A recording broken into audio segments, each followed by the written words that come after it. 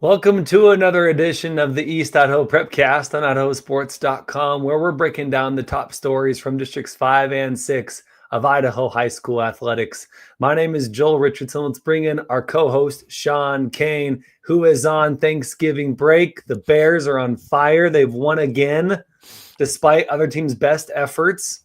Sean, how you feeling, dude? I feel great to have a few days with the family and rest, and yeah, the Bears winning it's helpful. I'm not getting like super excited for it yet, Joel, but it's Cautiously optimistic. it's been fun. Yeah, it's being a Bears fan. So Yeah. it's I mean, yesterday or Sunday I didn't think it was going to go well, and then I don't know. They've been like the heart attack Bears, but enough of the NFL. No one cares about that. Well, you're wearing the beanie, so we had to say something about your Bears. And when they're doing well, it's exciting to get behind a team who usually, like you said, doesn't do well, or they give you they flirt with you, and then they drop you like a bad date. They just don't dance with you. They give you don't the eyes, exactly. but you don't get a dance. I love it. Well, hey, we're dancing a little bit on this Prepcast today. It is Thanksgiving break. Hopefully everyone's enjoying their Thanksgiving break. If you're not on Thanksgiving break yet, we hope that you are prepping well for it. You're stretching out the stomach a little bit to feed it some good food this Thursday. We'll talk a little about, Sean, about that. What is your ideal Thanksgiving meal? And what we could also do is the different teams that we've seen this year in East Idaho football. Who is the turkey? Who's the mashed potatoes? Who's the stuffing? Right? Who's the cranberry ice? If anyone even knows what cranberry ice is, who's the Jello salad? Who's the rolls? But we'll sprinkle that. We'll have to sprinkle that in those metaphors throughout the show. This show is brought to you by Ideal, Idaho's college savings program. It's a state-sponsored tax advantage savings plan that helps families pay for the cost of college. With the rising cost of college, developing a savings plan is the first and most important step in helping families finance a college education. An Ideal 529 account can be used towards higher education, trade schools, apprenticeships, or even student loan repayments. So if you want more information, go to idsavings.org to find out how you and your kids can save for the cost of college. First story, biggest story coming out of East Idaho, Sean, is from Saturday afternoon's 6A Milk Bowl football champions, your Rigby Trojans. Your Rigby Red Devils. Yeah. Right? The Red Devils did it again in a dominating. We probably throw that word around too much, Sean, but in this case, it truly was a dominating victory by the Red Devils. Yeah, Rigby goes back-to-back, 5 and 7 years. But like you said, Joel, dominating 41-6 over Timberline. And on paper or whatever you want to put it, this was a game I thought was going to be maybe the most highly contested game. And it just really wasn't. Unfortunately, Timberline didn't have a full complement of players, right? The quarterback is out. But I don't know if that makes a difference, to be honest with you. I mean, maybe it's a little closer, but how well Rigby played in this game at, all facets, defense and offense, was unreal. I think it would have been a little bit closer I think, yeah, your starting quarterback is in. He's getting offers from other levels. That allows your wide receiver your star wide receiver to then fill in to actually play his position. He's got over 1,000 yards receiving. So I think it does make the game at least a little bit closer, if not a lot closer, because yeah, like you said, on paper, it's maybe the most contested game, but it wasn't. Quarterback is out, wide receiver fills in at quarterback. He had some nice moments, but overall, Rigby, took them behind the woodshed and did some things to them, right? That were not pretty. 41-6. That's 5 titles in 7 years for this Rigby team. 5 titles in 9 years for head coach Gonzalez. Let's look at some numbers, Sean. Amani Morrell, 19 carries, 142 yards. He had 7.5 yards per carry, 2 touchdowns, none more important than the touchdown before halftime. Rigby gets the ball to start the second half, and about 90, maybe 2 minutes, 90 seconds remaining in the first half, Rigby gets the ball back, and they march 50, 60 yards. All Morrell runs, by the way, to punch it in with like 10 seconds remaining before half. That put Rigby up, I want to say it was 6 or 7. and 6-7, and that was the difference in the game, right? And then from there, Rigby just took off and never looked back. But that touchdown right before half essentially solidified the win for Rigby. Yeah, and Monty Morell gets hurt, right? So he doesn't Yep. even essentially play the whole game, and he has 19 carries, 142, two TDs. Probably if not he's got to be probably the Idaho football player of the year of 6A. I don't know who else you can really drum that up to with his performance this year. What a phenomenal job. And Jacob Flowers also had 90 yards passing, two TD passes. I mean, you were at the game, Joel, right? I mean, you were at the game. You saw it.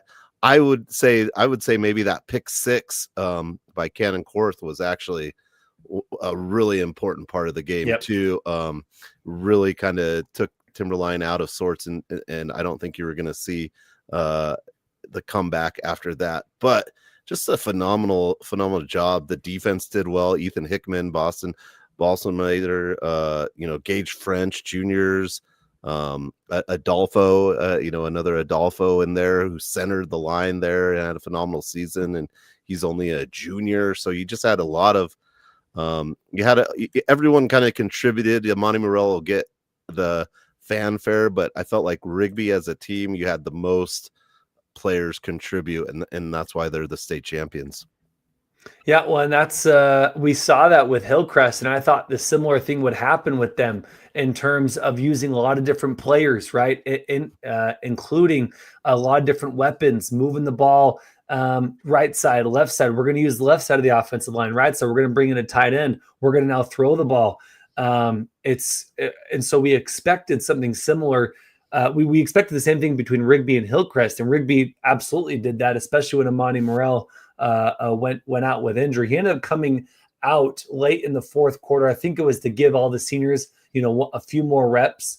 But yeah, Monty Morell was hurt, and that allowed them to use more players. However, I think that was already part of the game plan. Again, something we've seen all year. So, man, we can't talk enough about Rigby, how well they did.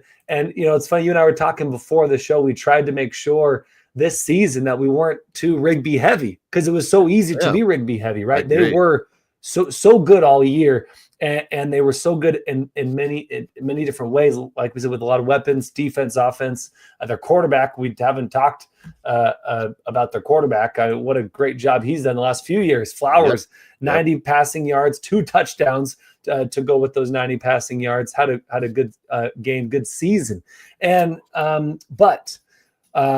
With our desires, our efforts to try to balance out our love for Rigby, Hillcrest, other teams, Sugar Salem, we may have underestimated, maybe not underestimated, underrated, not talked enough about the Rigby Trojans, the Rigby Red Devils. I think they were just very businesslike. It was just very businesslike. They took care of Coeur d'Alene early in the season, and then you didn't really hear anything about it. Well, I mean, you did, right? They had a couple big wins over Utah schools, late wins.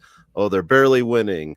And then they lost to BK. Yeah, well, I was getting there, and then had some wins, and then lost to BK, and everyone, the wheels are coming off, right? The wagon is going down, Oregon Trail, right? But they, stayed the course, and I'm gonna have to eat some crow on this, because a good friend of mine is the tennis coach at Bishop Kelly, and I said there was no way that I just really didn't think Bishop Kelly would win last night, and hats off to them, they did. I have to eat some crow, but I did tell him today, and I said I would say this on air, is I still think a fully healthy Rigby team beats Bishop Kelly. I really do. I think you have a full team. They beat them 9 out of 10 times. I think any team can beat any team, really, if the cards go the right way. But I truly believe if they played this game again, full complement of defense and offensive players, I don't think Bishop Kelly beats Rigby. But it doesn't matter is the thing. Like, I just don't think it matters, because a lot of people are saying now Bishop Kelly, they're undefeated, they're the best team in Idaho, right? Yeah, but I mean, how do you quantify that? Rigby 5 and 7 years seems to be better than, a really good qualification to be the best team in Idaho. Bishop Kelly, they weren't even in the championship last year. You even talk about Hillcrest. They've been in 3 straight championship games. That's very hard to do at any level. They went 1 for 2, but still being in that championship game is just a huge accomplishment. Not, there's how many teams, they all want to be there. So yeah, I mean, I still think, I'm just going to say for the record, I still think fully healthy Rigby beats BK. That's it. Yeah. That's where I was going. No, yeah. We talk about, no one cares about NFL, college football here, right? We're talking high school football, yeah. But college football, I know you're not as much of a fan as I am in college football, but we're right now, the college football world, especially like SEC, Big Ten, are all about especially SEC, is all about hypothetical wins. Well, this team deserves to be here because they would beat the other team who doesn't. Like, it doesn't matter. It's who's in front of you, right? Yep. With that said, so because we're kind of going there a little bit, but with that said, it would be so fun, Sean, to see. I was talking to our mutual friend Logan Kelso, who's a big BK guy. He's a BK grad, right? Boy. Boy. Yeah. And he was like, he was kind of tongue in cheek, BK, best team in the state, and I was like, dude, like you said, fully healthy. And apparently Rigby was down 7. I thought they were down just a couple guys. I guess they were down guys. Yeah. Yeah, they were down like 7 to 8 guys against BK. But yeah, for sure. I think a fully healthy Rigby team, if you had like a best 6A, the 6A title winners versus the 5A title winners, I think that'd be really, really cool to see, to kind of like, because you could kind of say 5 and 6A probably have the best teams just because of sheer numbers, right? Well, I think if you had, your Homedale, Fruitlands, Sugar Salem team come out or Kimberly come out and play one of those games, I think just numbers wise, you would tire out the other team, I think. So it'd be cool to see a 5-6A, at the end of the season, who really is the king of Idaho. But we have a way to see that. And that's, for better or for worse, it's Max Preps, Sean. I don't know if you've checked Max Preps. Rigby is still number 1 in all of Idaho, and BK is like 6, 7, or 8. So if we're talking fun, like hypothetical conversations, I think you're right. I think Rigby is still your top dog in the state, despite losing to BK because of strength and schedule and all that, and because the teams you beat. But it's a fun conversation. It would be fun to do to have that on the football field when you're not missing 7 to 8 guys. Yeah, and the only I'm not discrediting Bishop Kelly at all. They played a phenomenal game last night. Many facets of the game were just incredible, and so I tip a hat to them. But I also think it's interesting that you always want these, like, I'd like to see Kendrick play Sugar Salem, but there you go. Hayden Olencott from North Idaho. Kendrick. But also like the 8-man football and 11-man football, I think is extremely different what you can do in the field, and that was interesting. They talked about narrowing the field for 8-man football. That'll be interesting, but nonetheless, I think we just have to say, Rigby 5 and 7 years at the 6A is going to be the toughest division of football. I don't know how else you slice it. It is. These schools, Rocky Mountain has 3,000 plus students. It's the hardest division, and Rigby has done something pretty special for the past few years, being able to keep competing at the championship level. I mean, it's so tough to do. Smaller schools, different schools, you're going to get that class of players that are outstanding, and you're going to have your shots at it, and then it might be a while again, right? But Rigby's just continually been on that train, and they were pretty dominant. They didn't really face a break point in the playoffs. I think that's something that will go unsaid. And I think even Armando Gonzalez, who, if you've ever got to talk to him, he's not real big on like saying we're like really, really good, right? He's not that. He's like, well, we could have done this better. He's probably the most critical person for that team, which probably makes him a great coach. But he even said it was a very dominant performance. I think that was the most generous thing I've ever heard him say in one of the articles. But that's what it takes. And just congratulations again to all the Red Devils out there in Rigby. Yeah, let's get this picture on here, Sean. This is a picture. We got permission to share it from the photo taker, Riley at Hot Shots, and just wanted to bring this up here for everyone to see. If you haven't seen it, it's out there on social media. The 6A Milkbowl football champions, the Rigby Red Devils / Trojans, and there's Amani Morel on the left side of your screen. Yep. Again, he got hurt in the first. Was it late in the first, early in the second half? Can't remember. But he didn't play much the second half. Still had a phenomenal game, and he's got a bunch of offers. Still waiting to see where he's going to play football next at the next level. Jake Flowers, meanwhile, he's going to be playing with Montana Tech with the Ore Diggers, I believe. And then there's Coach Gonzalez on the right-hand side.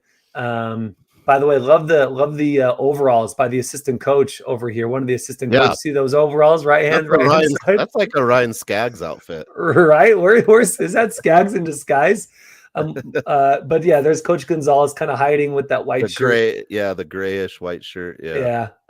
So really great job by Rigby. We can't say enough about Coach Gonzalez. One fun story: I was doing the game with Sven Alskog last Saturday, and and during the game, I'm watching Coach Gonzalez. They had received a sideline warning. I think it was the first half. Late in the third or early in the fourth quarter. The game's out of hand. Rigby has won the game, and there was a call that coach didn't like, and he was livid on the field, arguing with the referees. And this is, Sean, again late in the second half. The game's over, and Coach Gonzalez, who is a proven winner, and you saw on the field while he was arguing a call that he did not like, and I think if I remember right, it was a questionable call. But that's why Rigby is winning so much. Again, he's been at Rigby 9 years. He's got 5 titles, and that's 5 titles in 7 years for Rigby in general. Before Coach Gonzalez showed up, for example, Madison had Rigby's number. Madison and Rigby are still, I think, tied, or Madison has the overall record by a couple wins. I mean, it was Madison country up there just recently. So Coach Gonzalez has done a really great job up there in Rigby, putting Rigby on the map. They're one of their top team in Idaho per Max Preps, per East Idaho Prepcast, right? We'll let the Treasure Valley Prepcast, if there was one, talk about how great Bishop Kelly was, or great Bishop Kelly is. But seriously, great job by Rigby. Absolutely. And Hayden finally says, Nick Saban-esque. Joel, I know you love the SEC. Oh yes, for sure. And he is, and that's what Nick Saban there's stories of Nick Saban getting on his players when they were in blowout wins and not being specific, hard on the details, right? And that's what Coach Gonzalez is. He's the best. He's one of the best coaches, right, to call and talk to, because he's so I can't write down if I'm on my phone. I can't write down enough of things. So yeah. Another great coach, Hillcrest coach Mossholder. You and I both had a chance to talk to him before, after the game, and coach, he said, hey, BK played a great game. A couple bounces went their way for sure, and we just didn't play good enough.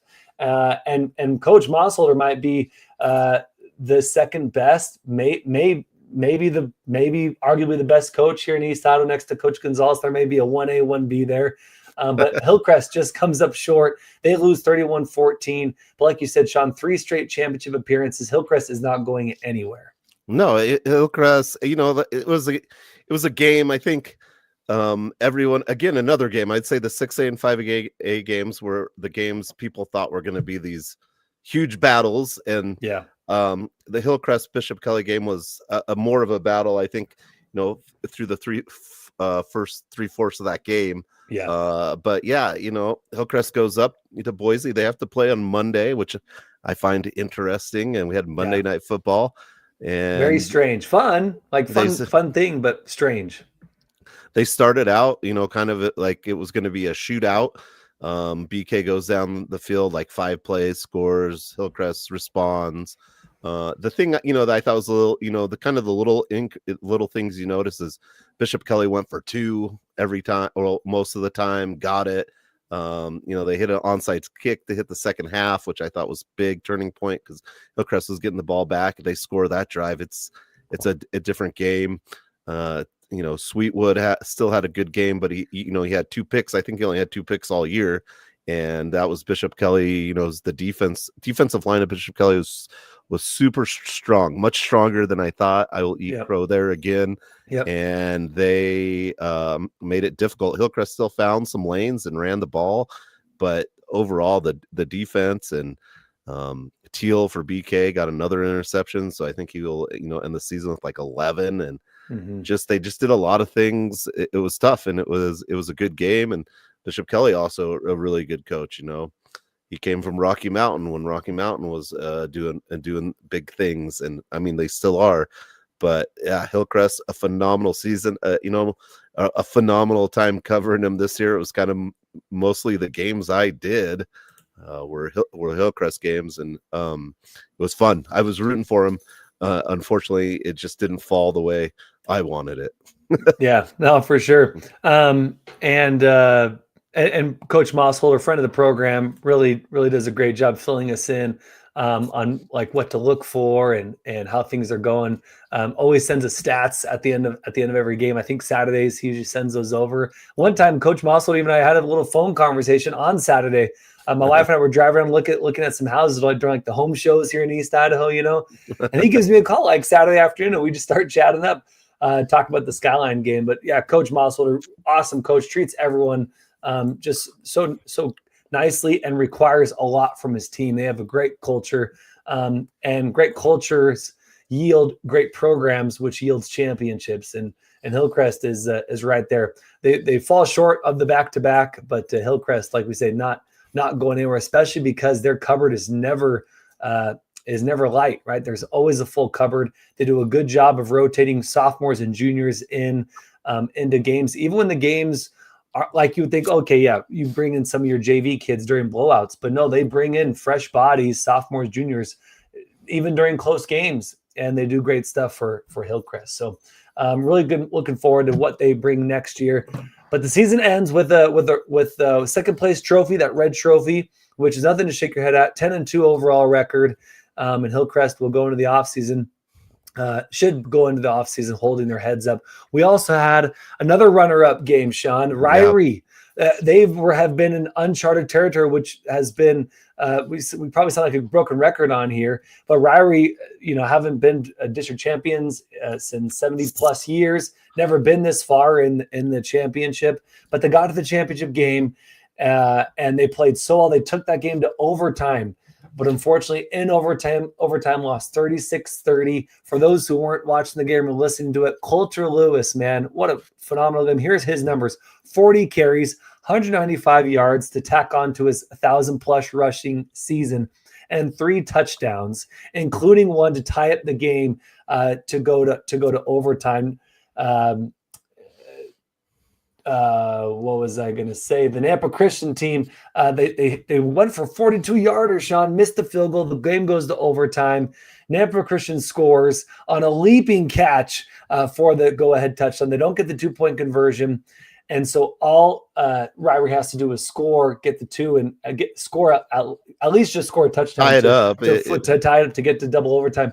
And Nampa Christian stops Coulter Lewis 4 straight times, man. Coulter Lewis can't get in, and Nampa Christian comes away with that 36-30 overtime win. Yeah, arguably, I was going to say arguably, but I think this was the best game over the course of the championships. Probably, but I think this was just a really good game. You had 2 teams. I mean, Joel had Ririe being there the whole time. I don't know if I did.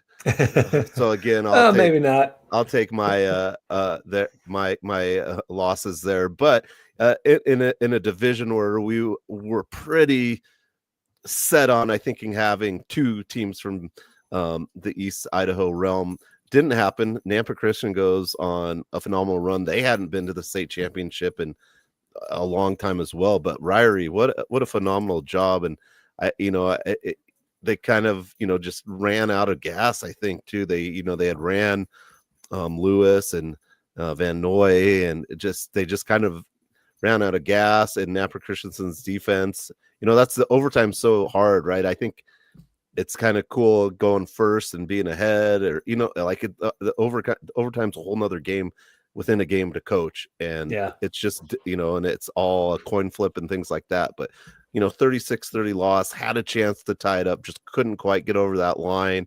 There was a cool video of it I saw floating around Twitter. But yeah, Napa Christensen, I mean, some people had called it. I don't know who they were. I don't know their names off the top of my head, but some people were kind of big on them. And give credit where it's due. But Ririe, also a ton of credit for their best season of all time. Really, I mean, this will go down in history as Ririe's best season. Nothing to feel ashamed about. And what a fun team to watch all year, especially that whole conference was fun to watch. Yeah. Usually it's just overshadowed by West Side and Aberdeen, and Ririe had to beat Aberdeen, and the door, the keys to the door were through East Idaho, and Ririe got through one door, and Nampa Christensen got through the other door, and Napa Christian just shut that door as they got through it just by the hair of their chinny chin chin. Yeah, for sure. So congrats to Nampa Christian. We got to give the credit where credit is due. Nampa Christian played really good football against Ririe. It was really fun to watch Ririe throughout the season. When we finally got to see them live, Sean, it wasn't just this running team. They do these cool pitch plays in the backfield, right? Out of the wing tee, they're in the shotgun. Misdirection, right? Sorry, yeah, they're under center. They're under center. So it's a classic wing tee. Aberdeen was in the shotgun wing tee. But yeah, you have all this misdirection where these players are kind of cross cutting in the backfield, and there are these pitches that are going on. It's not a true handoff a lot. It's more that pitch play, and that ball gets in the air and it catches your eye just long enough for you to make a move. If you're the defensive line linebacker, you make one muscle twitch to one misdirection, and it's over. Coulter Lewis, Garrett Van Noy are off to the races. So Ririe was a really fun team to watch in that aspect. So with Nampa Christian's win, here is your week 2 from Kane's Hard Picks. And this is the guy. If it weren't for Hayden Ollencott's picked on Nampa Christian, we'll have to give credit where credit is due. Hayden Ollencott was riding Nampa Christian all the way to the championship the whole time. He wouldn't let up. I think they owe him a shirt, some, I don't know, a bow tie, something more. Because I think Nampa Christian owes Hayden for that win. Hayden, myself, Sean, we all get third place. We all tie for first, second, and third place. Then Skaggs is down there. Poor Skaggs, did so much work in that final week, but unfortunately wasn't enough. As honestly, I can't remember why Skaggs lost one more game than the rest of us. He picked Wallace. Okay, I thought it was like a North Idaho thing. I think that was the big one was Wallace, but yeah. I mean, but that's it. That was fun. It was fun to do the picks with everyone, and hopefully we'll maybe girls basketball bring the King Cold Hard picks back out. But yeah, that's a wrap on football. That's it, dude. That is the football season. Rigby are champions. Everyone else was spread out. It's good to have parity in Idaho. Here in East Idaho, the cupboards are getting kind of heavy. Sean. Interest rates are kind of going down, but inflation's still going up. There isn't maybe as much money to build more trophy cases here in East Idaho, so it's okay to not take all the trophies home, all the big trophies home. This year, we'll let other places build their trophy cases out. Parity is a good word. I felt there was definitely more parity, in high school football this year than there had been in a while. Yeah, and that's great for the state. Honestly, as much as we want East Idaho to win everything, it's good to have some of the parity. Sugar Salem goes down, West Side goes down. Obviously. Ririe, didn't win the whole thing. Hillcrest didn't win the whole thing. Grace ran into the juggernaut, which was Kendrick.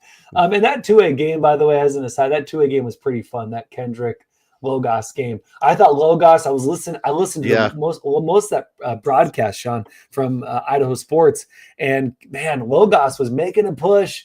And was it a fumble or a pick? Something happened where Kendrick just ran away with it and Logos couldn't recover. But dude, Logos game bounced off a couple people, and I think Kendrick got a pick, maybe. Yeah, I think that's right. And it totally turned it away. It was a big turnover. Logos was making a push. I think if they scored on that drive, they were either tied or like down 6 or 7 or something. I did it again. And by the way, Sam Buffington earlier said 6-7 when I throw that out there. I know, Oh Sean, how boy. much you love 6-7. Thank you, Oh boy. Sam, for backing me up. Anyway, really good football throughout the season, dude. Great football from East Idaho. Good championship games. Would like to see it be a little more closer, right, in those 5-6 days, but that wasn't the case. Want to remind everyone, this show is brought to you by Ideal, the state-sponsored tax advantage savings plan that helps you pay for the cost of college. Go to idsavings.org for more information. We teased this out in our preview. Let's talk some girls basketball, Sean. Let's Yeah. move from football. Let's talk some girls basketball. You have your top teams so far this season. Let's put this graphic up now. Kane's top teams. You got Rigby, Pocatello, Sugar Salem, Malad, Butte County, and Rockland. I love your Rockland pick there, Sean. Yeah, just looking, knee-jerk reactions at the start of the season. I really like what Rigby's done so far, beating the two teams that were in the championship last year, Boise and Hawaii, also taking down Bonneville, and then beating a Blackfoot team, which Blackfoot is almost a team I put up there, but Rigby just last Thursday beat Blackfoot 59-48. I also think Blackfoot will be a solid team. Now, interesting enough, Pocatello, right? Only 2 games, not a huge slice, but they've got Abby Lusk, which is, I'm going to say it, she's probably the best, one of the best players in Idaho, period. And Rigby and the Thunder play today, actually. So yes, at 7:30, that will be down here in Pokey. Sean, you want to go? Take me. I don't know if they let me in there anymore. No, I'm just joking. No, but that will be that's an early season big time game. Now, Pocatello did lose a lot of seniors, and notably Kenna Garza, right? And I think that'll be a good game. If it like, again, it's cross classification, and in hindsight, it doesn't mean a whole lot, but I don't know how many tough games the Thunder will get, this early like that. So that'll be definitely a game to watch. Sugar, the defending champions, 2-0. They're off to a strong start. Malad is a team that I found very interesting, off to a 4-0 start. Yeah. They're kind of a sneaky surprise. Now, I'm not surprised, right? They were good last year. We had just a fun time covering them last year, and how they have to share the gym time and different things from coach. But Malad 4-0. They beat American Falls. They beat Ririe, which at one point Ririe was going to be on this. They beat Melba and Parma, right? And Parma, the team that beat them last year, if I'm not mistaken, in the championship. Is that right? Yeah, Parma beat them in the state championship 55-58 last year, and they've already beaten Parma 57-36 this year. So some good team, good playing by the Malad Dragons. Trevor Jones, the coach there, doing a phenomenal job. He emails us, sends us things as well. It'll be fun to watch this team. Grace and Butte County, almost should have put both of them up there, Joel. Yes. They those are 2 good teams to watch out for. I think that will be an absolute battle. Now, you'll have to remind me if they only get one or someone get a playing game. I think they only get one. I should have looked, honestly. That's a great question. I forgot about that. I can't remember. It's the same story every year with Grace and Butte County. Sometimes, in football, we've got 2 really, it's just, there's always volleyball. Both teams are very good this year. And they also have Arturas Prep in there, but yes. I don't think that factors into them getting another spot. But Butte County off to a 3-0 start. Grace is also to a 3-0 start. I do like what Butte County's done. They've beaten Jerome, a division up, 55-51. I think that Jerome team's actually going to be pretty good. And they beat Chalice and Valley. And also today, Sugar and Butte County play, which that's another phenomenal matchup coming up on a game. Yeah, if you have this week off, go catch a game. And that game is in Butte County. So Sugar and Butte that'll be a phenomenal girls game early season. And then, like you said, Joel, the number 1 or 1A, number 1 in Joel's heart, Rockland Bulldogs. They're 2-1. And as we know, this Rocky Mountain Conference, you could say whatever you want right now, and that could be totally different in a couple weeks. and then different in a couple of weeks, and then different in a couple of weeks. I think Mackey was the preseason favorite out of there, and I think Mackey will still be good. They've only played one game, but Rockland has beaten Dietrich. They lost Raft River, which I found interesting, and beat Murtaugh just recently in a tight one, 38-32. But some top teams in each classification that I've been keeping an eye out, because I don't want girls basketball to get overshadowed with the football, which it always kind of does because of the way it starts, which makes no sense to me, right? You're a lot of times they have games and stuff and can't go to the championship games, depending if it's a Thursday, right? So many of these girls basketball games happen on Thursday. So kind of an interesting caveat to Idaho sports. Yeah. A couple thoughts, Sean, on your top teams. One is Butte County. I've had the privilege to broadcast a number of Butte County's games, and Mindy Gamet is a great coach, right? You and I both know her well. She does a great job communicating with us. She's one of those friends of the program, right, that we always talk about. Oh, yeah. But listen to this lineup that Butte County has in Mindy Gamet's second year. She's bringing back Bryn Anderson, that she's that guard forward, one of the taller players. Abby Knight, Paige Williams, Cambry Lyon, Autumn Gamet. That's I think Autumn, and then you got Maddie Gamet, Hazel Gamet. I think not all three are her daughters. I think one or two are her daughters, and the others are like cousins. Yeah, exactly. And then you're bringing Addison Pancari, and pinch me, Sean, if you've heard that Pancari name before coming out of Butte County. So they're returning, and these are 4 seniors coming in, both returning and incoming impact players, and then 3 juniors. So this team is heavy with upperclassmen. No seniors lost from last year. Exactly. That's massive. And these players were all players of the year, first team all conference. Of course, this conference is only a 3-team conference. But dude, if again, we don't bet at all, but if we were to, I'd be putting a ton of money on the Butte County Pirates behind second-year head coach Mindy Gamet. Yeah, and I think that game tonight against Sugar Salem, and Sugar Salem also their coach. We have a lot of the women's programs kind of give to us better. That's what I'm figuring out right now. Crystal Daly. They do a great job. Salem. She's also really a tennis coach that just happens to do basketball because she's probably 6'5", I think. Crystal is. She's pretty tall. And we had her on the program last year. We got to get her back.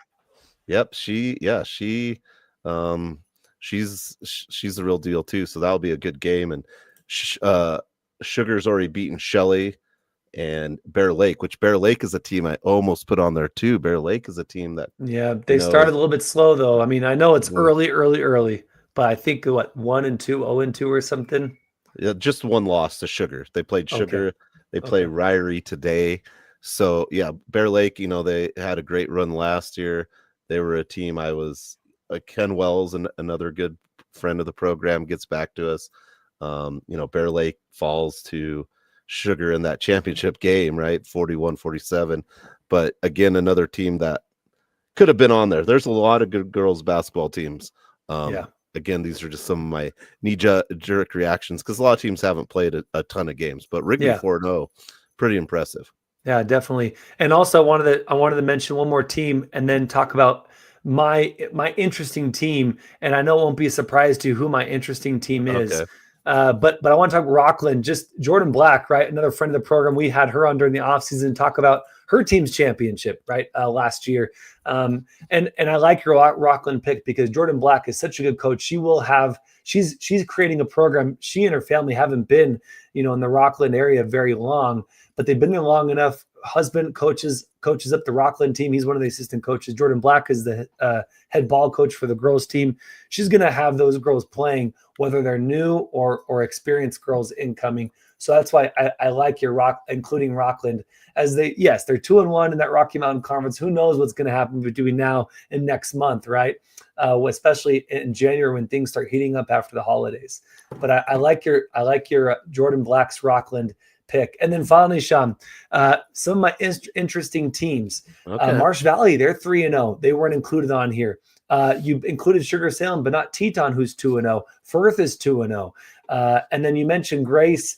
I looked it up really quick. Yeah, that District 5-6 for 2A only gets one bid, so you have to. It's terrible, right? But you got to win that district tournament game with Alturas Prep, And Grace, Teton and Butte County.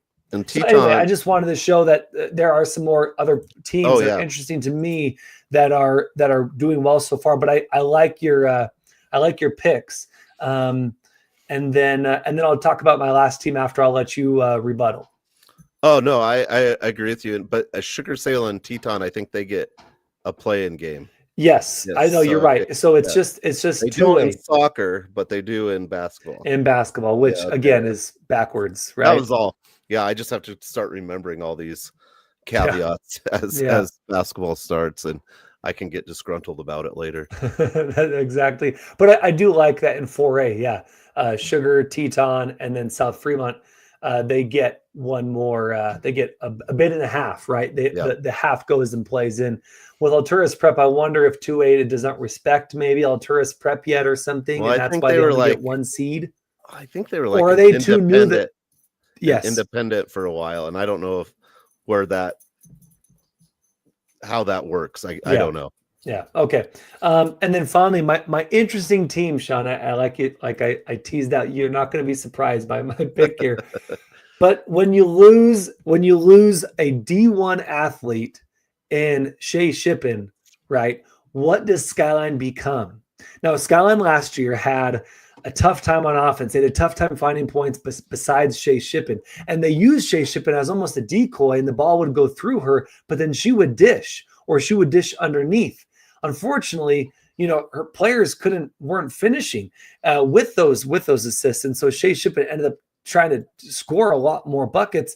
Teams would just double team, triple team her, and it created problems. Skyline, I think, Skyline lost in the first round or in the second of the term. I can't quite remember, but they didn't finish as strong as we thought they would.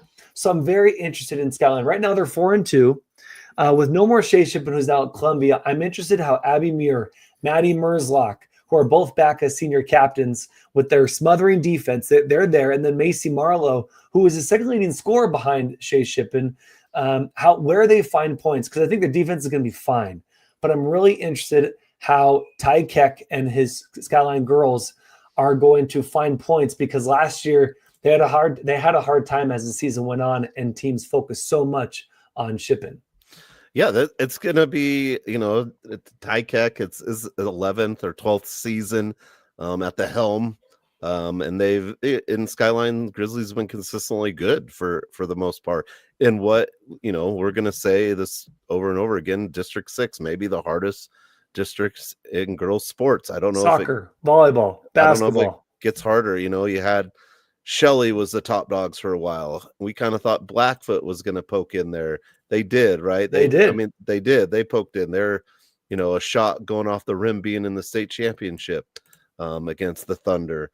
Yeah. And Skyline always lurking. Skyline played 2 years ago, played Pocatello Thunder in the semifinal, and throwing the ball and not taking a timeout was the difference of them not going, because I did that game as well. They were or no, I mean, Pocatello doesn't go to the championship. Skyline does, loses to Shelley, right? It's been an East Side affair basically in the 5A, 4A, how whatever it is next week. But yeah, it'll be interesting to see. I do think Blackfoot is going to be good. I feel Hillcrest brings back some talent, and they've got just kind of a good nucleus of players that will be good. So yeah, it'll be interesting to see, and maybe not having the pressure of a Shea Shippen will make some of these other players play loose. They've got like Merzlock, maybe she gets some more points, and Marlowe, who did score,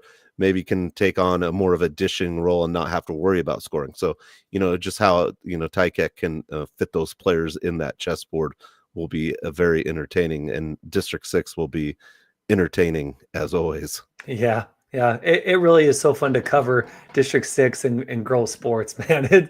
Week in, week out, you don't know what you're getting. But yeah, we got, again, that's my most interesting team coming out of District 6, maybe even East Idaho. Not necessarily the best, or obviously the worst. But I'm just curious how Ty Keck manages that team early on in the season and now how things adjust, because things kind of changed as we thought Skyline was the favorite, and it seemed like throughout the season things kind of things got worse for Skyline. Meanwhile, Blackfoot, the opposite happened. Blackfoot took off and they ended up beating them in the district championship, and Ramey Odom and Blackfoot were this close to getting to that state championship. So I needed to shout out Skyline as my interesting team. Sean, we've gone 45 minutes. Girls basketball is here. Football is done. We won't talk wrestling much. We might shout it out here and there. We have some great wrestlers coming out of American Falls, including one who signed with UVU, right? So we'll talk a little bit of wrestling, but we'll mostly leave that to the Matt Chat Prepcast. Want to shout that Prepcast out. I think they're going Thursday nights, I think. Okay. But be sure to start soon. Because we're here, right? So be sure you like and subscribe to the Matt Chat Prepcast so you know each and every week when wrestling is being discussed. But in terms of girls basketball, keep it here on the East Idaho Prepcast. We'll be talking week in, week out, your top teams, players, stories coming out of girls basketball. And then, Sean, we'll move into boys basketball. And before you know it, we'll be at the state tournament broadcasting those games for IdahoSports.com. Sean, finally, we didn't talk about this because there was no time, but I think your staple food for Thanksgiving is the turkey. Who is your turkey from East Idaho Fall Sports this year, man? Who's the turkey? Like the main? Yeah, like the main dish. Like you're gonna have it, whether it's smoked or deep fried your traditional oven. Like, who is your turkey? It's always there, always good, maybe even great every Thanksgiving. Who is your turkey East Idaho team from Fall Sports? Oh, well, oh man. Oh, I know I put you on the spot. How about this? Like, mashed potatoes are my favorite side. Okay. So mass and volleyball would be the mashed potatoes for sure. Okay. Yeah. Like, if they would have gotten the championship, I think I go there immediately, would be mass and volleyball. But I'm gonna have to go, when it's all said and done and all the fall sports are done, I'm gonna have to go Rigby. Yeah. Rigby Red Devils. Just quiet. I feel like kind of quietly just dominated. Yeah. Dominated. Again, we probably could have talked about them more throughout the podcast season. Just dominated. They just, they've got the fireworks, they've got the ambulance sirens going off. I think they put on. Not only did they put on the best show maybe on turf this year, they also had the best result in East Idaho.